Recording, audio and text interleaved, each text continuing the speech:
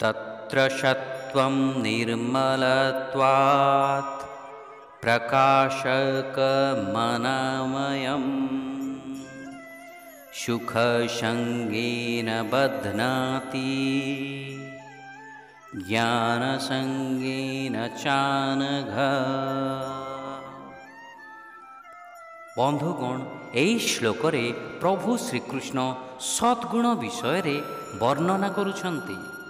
प्रकाशकम शब्दर अर्थ उद्भासित हेबा, अनामयम अर्थ सुस्थ एवं कल्याणकर, अर्थात व्यापक अर्थरे एहा शांतिपूर्ण गुण अटे। सद्गुण निर्मल एवं उज्ज्वल अटे।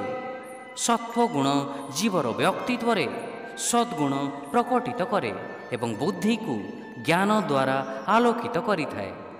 यह व्यक्ति को शांत, संतुष्ट, दानशील, दयायुक्त, साहाय्यकारी, प्रशांत चित्त एवं स्थिर करिथाए।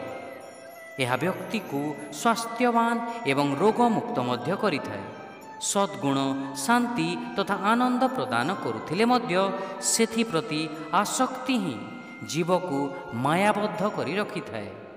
यहाकु एक उदाहरण माध्यम स्पष्ट करा जाई बुझी परिबा। जणे यात्री गोटे जंगल दे यात्रा करुथिबा समय रे 3 जण दस्यु तांको आक्रमण कले। प्रथम जनक कहिला एही व्यक्ति को हत्या करी तांकर धन चोरी करी नेबा। द्वितीय जनक कहिला ना, तांको मारिबा नाही, तांको केवल बांधी दे तांको पाखरे जहा किछि सुना रूपा पैसा अछि ताकू नहीं जीवा। द्वितीय दस्युर मत अनुसार से माने ताकू दौड़ी रे बांधी दे तार समस्त अर्थ लुटी नहीं गले। से माने किछि बाट गला परे तृतीय दस्युटी फेरी आसिला।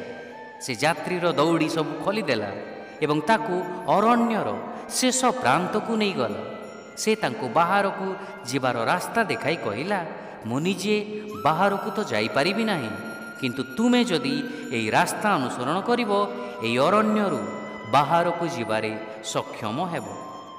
बंधुगण, प्रथम दस्युटी तमगुण बा अज्ञानता अटे, जे आत्मा को आलस्य परायण, शक्तिहीन एवं अज्ञान युक्त करी वस्तुतः तार हत्या करने इच्छा करिथाए।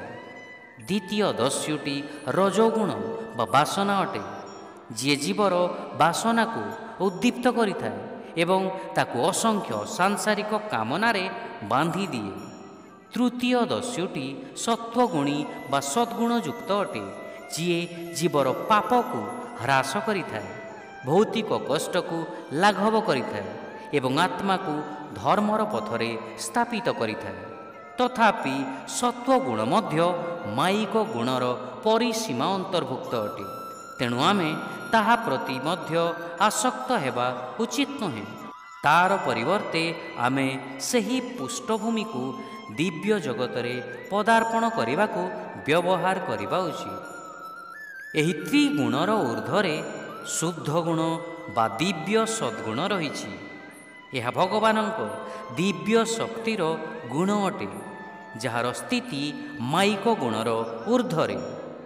भगवत प्राप्ति परे भगवान कृपा प्रदान करती एवं जीव को एई त्रिगुणर ऊर्ध्वरे थिबा दिव्य शक्तिर गुण बा शुद्ध सत्व प्रदान करिथांती, जहा द्वारा जीवर इंद्रिय, मन और बुद्धि दिव्य होइथाए। शिक्षा एमानंक मध्यरु सत्वगुण बा सद्गुण अन्य गुण मानंक ठारू सेमाने चेतनार उत्स नित्य आत्मा एवं जड़ मायिक शरीर सम्मिश्रण अटंती। हे धर्मात्मा, यह आत्मा को सुख और ज्ञान प्रति आसक्त करी बंधन युक्त कराए। Amongst these sattva guna, the mode of goodness, being purer than the others, is illuminating and full of well-being. O sinless one, it binds the soul by creating attachment for a sense of happiness and knowledge. Hare Krishna.